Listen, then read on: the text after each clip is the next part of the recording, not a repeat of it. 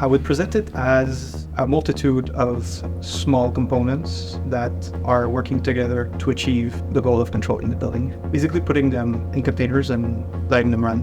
The first layer is the algos. We have different algos that are responsible for different components in the building.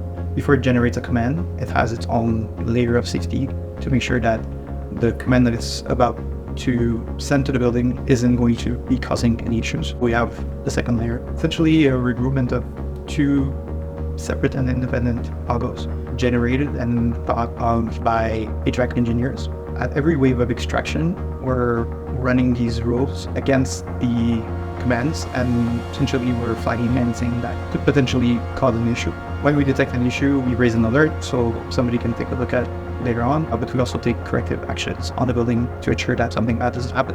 And then the third layer is our monitoring service, which is overseeing all of these conditions in the building. The way that we do things and the way that we think about things, and the way that we solve problems. It's really just because there are so many people, like 80 developers that are working on this tech stack. Everybody is unique, right?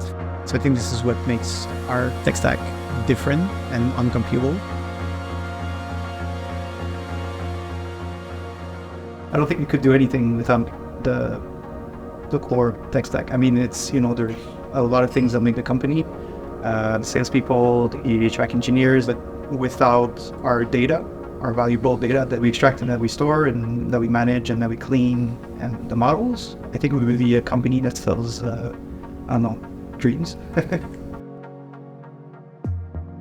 Well, I think it's the fact that we are extracting this data, we're storing it, and then with this data, basically, we're able to train the models. The fact that our company, we're able to scale and extract a lot of data in multiple buildings at a time, and we're able to ramp up this number of buildings, I think this is what makes it essential.